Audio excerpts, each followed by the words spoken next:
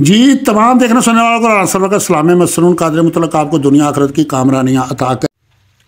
जी आज ना मैं एक बड़ी हसास मौजू पे बात करना चाहता हूँ जिसे जानता मैं बड़े अरसे से था, लेकिन हालात और वक्त के मुताबिक इसको हम ज़्यादातर बयान नहीं कर सकते थे। हमने किताबों में पढ़ा, जो हमने सुना, जो हमें बताया गया कि पाकिस्तान बनने से पहले एक मुस्लिम लीग नामी जमात बनी, कायदे आज़म सरबराह थे, उन्होंने जद्दोजहद की, एक तहरीक चली, उस तहरीक के नतीजे में इलेक्शन हुआ और इलेक्शन के तहत पाकिस्तान बन गया। ऐसा नहीं हुआ था। ये मुस्लिम लीग जो है ना, ये बंगाल में बनी थी। ये तहरीक जो ज़ोरों पे थी, ये बंगाल में थी। जिस पाकिस्तान में अब हम रह रहे हैं ना, यहाँ ये तहरीक नहीं थी, या हिंदुस्तान के अंदरून में थी या बंगाल में थी। आज हम एक बात अक्सर ये सुनते हैं कभी कभी किसी ना किसी से कि फ़लाँ गद्दार था, फ़लाँ गद्दार था, फ़लाँ पाकिस्तान का मुखालिफ था, फ़लाँ पाकिस्तान का मुखालिफ था, फ़लाँ पाकिस्तान का मुखालिफ था। अगर मैं सब की दलीलें देनी शुरू कर दूं तो बहुत घंटे दरकार हैं। अब मुझे कुछ भी बताने की ज़रूरत नहीं है। यूट्यूब पे आप जो भी सर्च करोगे आपको मिल जाएगा। किसी का भी एजेंडा आप सर्च करोगे ना कि वो उस वक़्त क्या कहता था, पाकिस्तान का कोई भी मुखालिफ नहीं था। वो इस तकसीम की मुखालफत कर रहे थे कि मुसलमान कई हिस्सों में बंट जाएंगे और हम जो तकसीम नफ़रत की बुनियाद पे कर रहे हैं, वो नफ़रत कभी ख़त्म नहीं होगी। 800 साल मुसलमानों ने यहाँ हुकूमत की है ना, हिंदू और मुसलमान इकट्ठे रहे हैं ना, और मुसलमानों मुबलगों की वजह से हिंदू और सिख ही मुसलमान हुए। हमारे भी आबाओ अजदाद जो थे वो हिंदू और सिख ही थे। तो आहिस्ता आहिस्ता मुसलमानों की तादाद बढ़ती गई है ना। तो खैर उसकी मैं बहुत ही गहराई में नहीं जाऊंगा, अब वक्त नहीं। अब वक्त यही है कि हमारा ये पाकिस्तान है, इसे हमने मजबूत करना है। मैं इस पे आता हूँ। 1946 में जब इलेक्शन हुआ था ना, बंगाल में मुस्लिम लीग कामयाब हुई थी, पंजाब में भी हार गई थी, केपी के जो उस वक्त सरहद था यहाँ भी हार गई थी। ठीक है,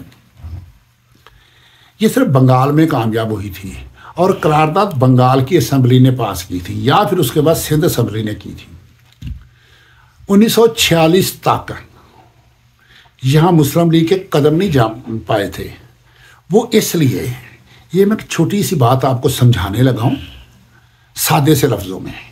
इस वक्त जो इस मौजूदा पाकिस्तान के बड़े बड़े जागीरदार हैं, जो बड़े बड़े गद्दी नशीन हैं, जो बड़े बड़े नवाब हैं, जो दूसरी तीसरी चौथी नस्ल से सियासत में हैं, आगे खुद अंदाज़ा लगा लेना वो कितने बनते हैं और कौन कौन से घराने और कौन कौन से ख़ानदान बनते हैं।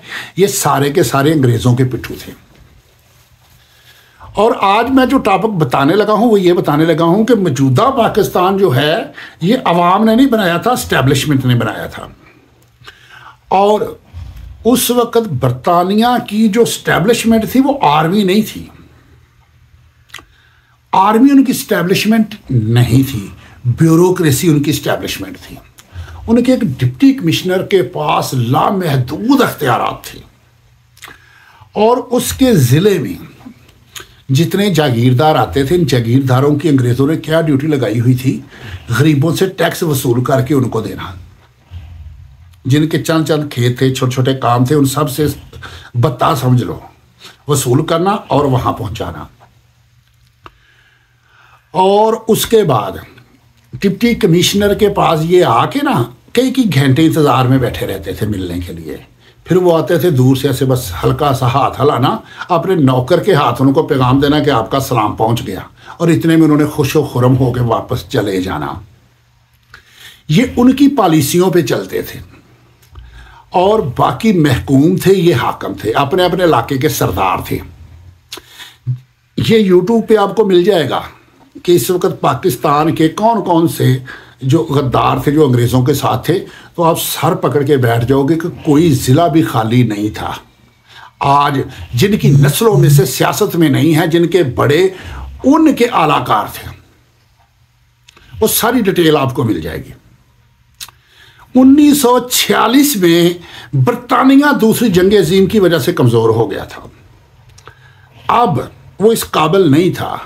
बड़े सगीर के अलावा और भी बहुत सारे ममालिक थे जहां उसका कब्जा था, जो इसी 1, 2, 3 साल के दौरान उसने ना आज़ादियाँ दी। तो अब उन्होंने फैसला कर लिया था यहाँ से छोड़ के जाने का, क्योंकि इनके खिलाफ तहरीक बहुत ज़ोरों पे थी और मुसलमान और हिंदू सारे मिलकर तहरीक चला रहे थे। और जाते वक्त जो उन्होंने फैसला किया था, उस वक्त 1946 में 2 कुव्वतें सामने आ गई थी, अमेरिका और रूस। अब इनको ये था, बरतानिया तो अमेरिका के साथ था, इनको ये था कि अगर इन सब को आज़ादी दे के हम चले गए, हमने चौंके 200 साल इनको लूटा है और इनको लूट के हम जो हैं वो बहुत सा मालोजार ले गए हैं और इन पे हमने बड़े जुल्म सितम किए हैं। ये अब जाएंगे रूस के ब्लॉक में। मुझे ये बताओ कि एक अकल सोचने वाली बात है कि दुनिया में कोई ऐसा मुल्क होता है जिसके दरमियान 1000 किलोमीटर से जायद दरमियान में और मुल्क हो, एक तरफ हो, एक दूसरी तरफ हो। अबुल कलाम आज़ाद, उन्होंने तो खैर 12-14 पॉइंट बताए थे और आज यूट्यूबों पे आपको मिल जाएंगे, क्योंकि सारी बातें सच साबित है। लेकिन 2-3 मैं बता देता हूँ जिन उन्होंने जो कहा था। उन्होंने एक बात ये कही थी कि इस वक्त जो पाकिस्तान बनाने के हक में, इनमें सिर्फ 2 लीडर हैं, एक कायद-ए-आज़म मोहम्मद अली जिन्ना है और एक लियाकत अली खां है। इन दोनों के दुनिया से गुजर जाने के बाद मुसलमानों के पास कोई क़यादत नहीं है, क़यादत का फुकदान हो जाएगा। और दूसरी बात उन्होंने कही थी कि इस पे एस्टैब्लिशमेंट छा जाएगी, और भी बेशुमार बातें उन्होंने कही थी। हाँ, ये भी उन्होंने कहा था कि मशरकी और मगरबी पाकिस्तान ज़्यादा देर तक इकट्ठे नहीं चल सकेंगे, अलग अलग हो जाएंगे। जितने इस वक्त हम पाकिस्तान में हैं ना मुसलमान, इतने मुसलमान हिंदुस्तान में भी हैं। तो खैर,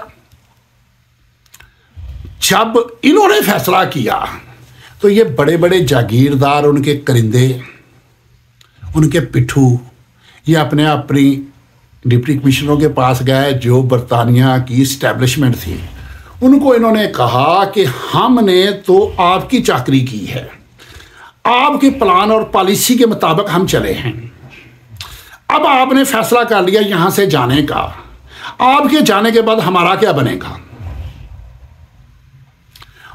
और दूसरी चीज़ ये थी, जो मुसलमान और हिंदू मिलके जो चला रहे थे ना तहरीक, उसमें यह था कि अंग्रेज़ों ने जिसको जागीर, ये जितने जागीरदार हैं ना, किसी के पिछली नस्लों से जागीरें नहीं चली आ रही, इन सब को अंग्रेज़ों ने दी थी।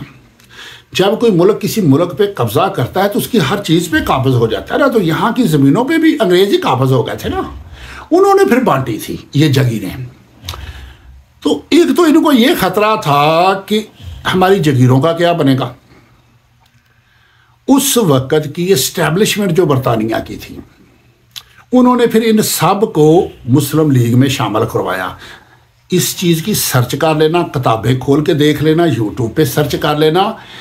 पाकिस्तान बनने से 1-2 साल पहले के अरसे में ये सारे के सारे शामिल हुए थे।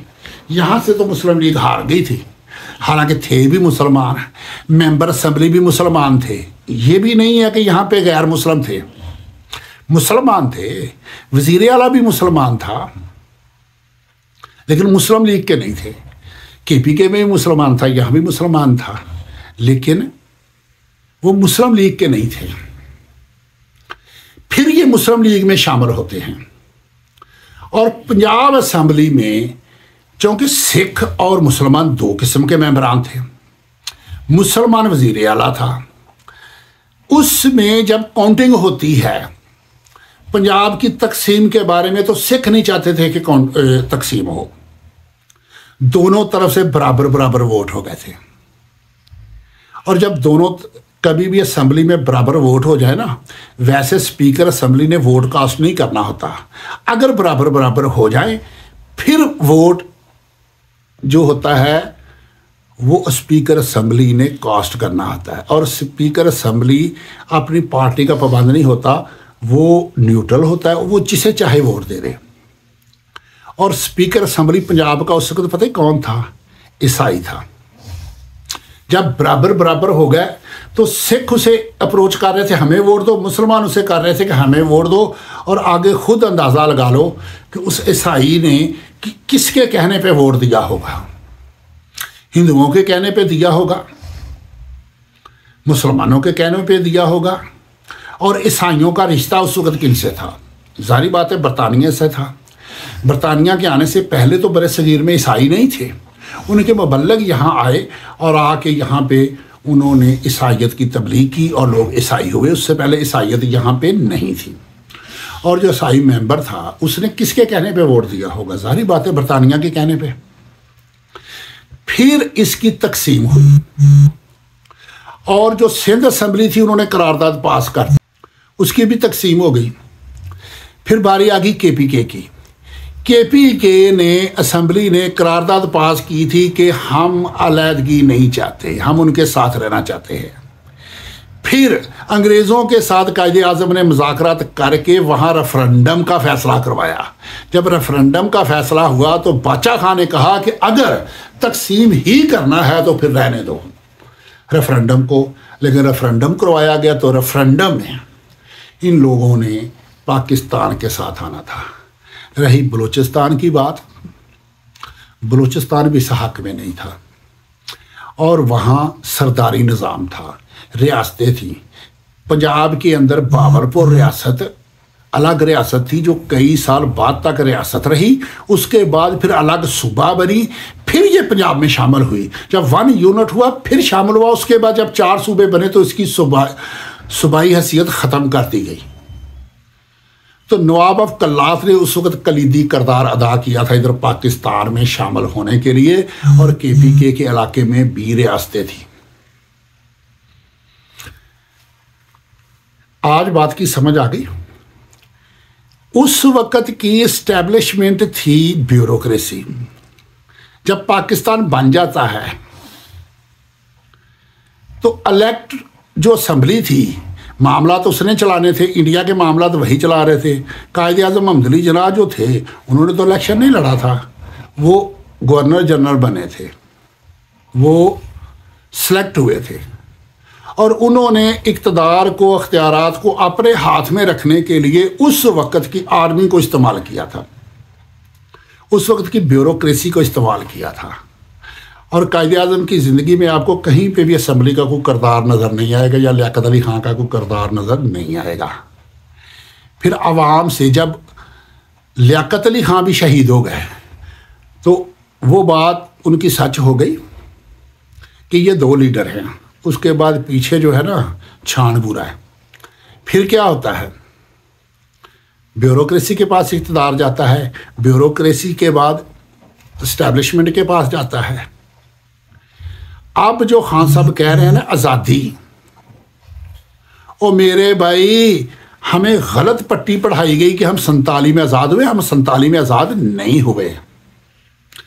ये एरिया, ये खित्ता मुंतखब किया था इस्टेब्लिशमेंट में, और इस्टेब्लिशमेंट समझती है कि हमारा हक है। और भाई असूल की बात है, मैं तो इस बात को मानता हूं उनका हक है, लेकिन अब हमने इस्टेब्लिशमेंट से ये मुतालबा करके इस खित्ते को आवाम को दिलवाना है। ब्यूरोक्रेसी से, इस्टेब्लिशमेंट से ये अब मुंतकिल करवाना है आवाम को। और ये जो तहरीक चल पड़ी है ना, ये इंशाअल्लाह ताला अन करीब रंग लाएगी। ये मेरी बात याद रखना। 2024 का जो इलेक्शन है इसने साबित कर दिया है कि अब ना चमक में आने वाली है, ना कौम लालच में आने वाली है, ना धौंस में आने वाली है। ये अपनी मर्जी करने वाली है। अब कौम को समझ आ गई है। इससे पहले ये था कि कौम नहीं जानती थी, वो यही समझते थे कि जिसे हम मुंतखब करते हैं वही वहाँ कामयाब होता है। लेकिन अब कौम को पता चल गया है। तो ऐसे है, मैं ख्याल हूँ किसी और का, मुझे सोचता कोई और है। सरे आईना ये जो अक्स है, पसे आईना कोई और है। अब आवाम को पता चल गया है सरे आईना कौन है और पसे आईना कौन है। और अब कौम, मैं एक बात करता हूँ, मुझे आज ना बड़ा ही दुख हुआ उस कुत्ते खबीस का, मुझे अब नाम भी नहीं याद, चौहान था आगे उसके नाम के साथ, इतनी गलीज ज़बान इस्तेमाल कर रहा था हमारी आर्मी के बारे में कि यार मैंने उसको ब्लॉक कर दिया कि मैं इसको देखना सुनना ही गौरा नहीं करता। आर्मी कौन है? हमारी है। इस्टेब्लिशमेंट कौन है? ब्यूरोक्रेसी कौन है? हमारी है। इंतज़ामिया कौन है? फोर्सेस कौन है? हमारी है। वो भैया कि फैमिली के अंदर भी इख्तलाफ होते हैं, हर फैमिली के अंदर भी इक़्तिदार की जंग होती है। बाप के होते हुए बाद बेटे चाहते हैं कि हम ज़रा घर की सरबराही करें, मियाँ बीवी के दरमियान भी ये चीज़ हो जाती है। तो ऐसा कोई इतना बड़ा इशू या मसला नहीं है, हम एक हैं और हमने अपना मुतालबा अपनी जगह पे रखना है और अपने अदारों का वक़ार हमने बुलंद रखना है, क्योंकि दुनिया के अंदर पाकिस्तान के पास इस वक्त अगर कोई चीज़ किसी म्यार पे पूरा उतरती है तो वो आर्मी है। और हर मुल्क की जो बुनियादी साख होती है वो उसकी आर्मी होती है। और हमारी आर्मी गलत नहीं है, हमारी फोर्सेस गलत नहीं हैं। अगर हमारी आर्मी गलत होती, फोर्सेस गलत होती, तो इतने वोट हम कास्ट ना कर सकते। एक सिस्टम और निज़ाम गलत है, हमने सिस्टम और निज़ाम को बदलना है, फ़र्द को नहीं बदलना, निज़ाम को बदलना है। और इस निज़ाम को बदलने के लिए खान साहब से बेहतर इस वक्त तक क़यादत और नहीं। कुछ जुगनुस तारा संभाल रखना, मेरे अंधेरों की फ़िक्र छोड़ो, बस अपने घर का ख्याल रखना। अल्लाह हाफ़िज़।